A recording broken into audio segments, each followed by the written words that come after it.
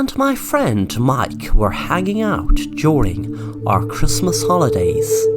We were playing computer games. We were enjoying being inside in the cozy house as it was cold outside, but we soon got tired of being cooped up inside, so went out for a walk up the road from my house.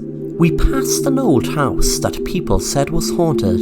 My friend asked me, "Is that really haunted? It looks so cool." I said, "I'm not sure, is it haunted, but people say it is." My friend said, "We should go into that house, it would be so cool." I said, "No way, I don't want to go in there. It's really old, even if it's not haunted, it could fall down on top of us." My friend laughed and said, "Come on, if we don't go into this house, we will be laughing about this in about 20 years' time, laughing that you were scared to go in."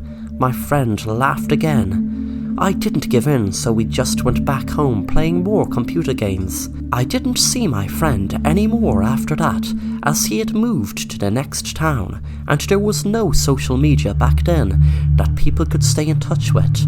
20 years later, I was watching a Christmas movie on TV, and there was a knock on the door. I got up to answer it. Before I answered, I could see a young boy with what looked like a bag walking out on the road. I looked down at my footstep and noticed a paper. I picked it up and read it. The heading read, "Young boy's remains found during the demolition of an old house." It continued to explain what I knew was my friend. I wondered how he could have ended up in the house, as we didn't go in that day. I went back inside and sat down on my chair. On Christmas morning, I was opening my gifts and came across one that had no name on it.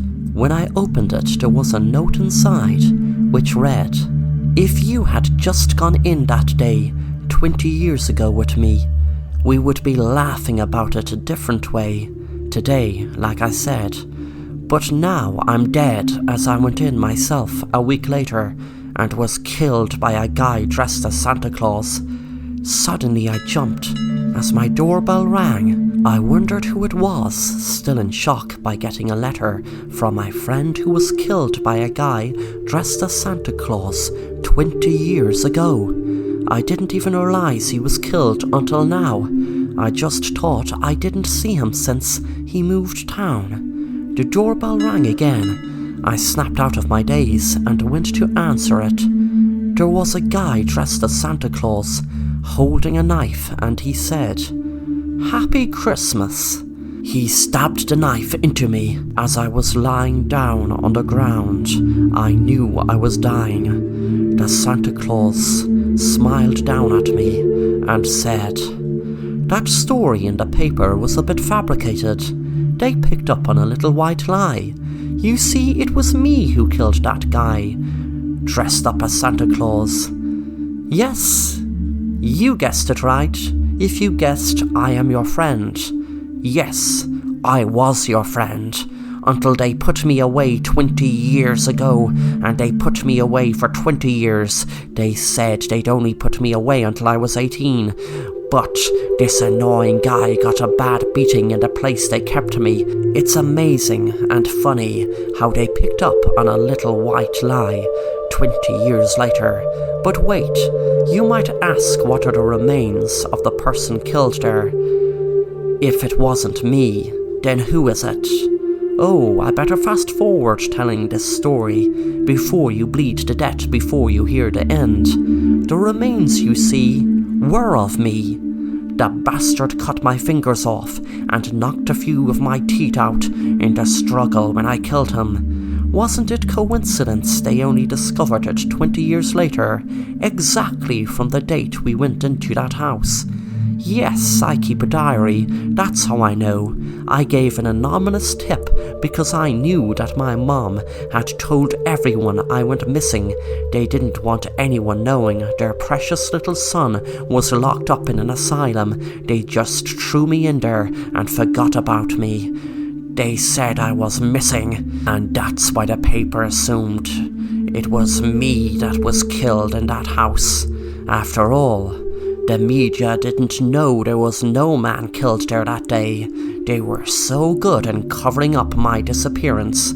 I would have never been locked up if that Santa Claus didn't attack me 20 years ago. It was self-defense, but they didn't see it that way. He went crazy shouting it was his home. He kept saying he wasn't going to get out of there. I didn't care if he wanted to live there or wanted to run out and never see the place again. But he took out a knife and attacked me. But luckily I learned martial arts and I protected myself. But they treated me like the criminal, not the victim. But now you will be a victim. You are a victim. And soon you will be a dead victim.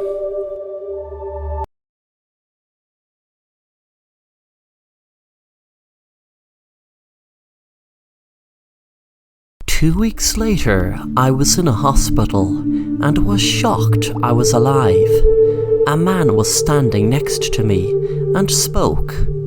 "Jake, I am your psychologist. I need to tell you something.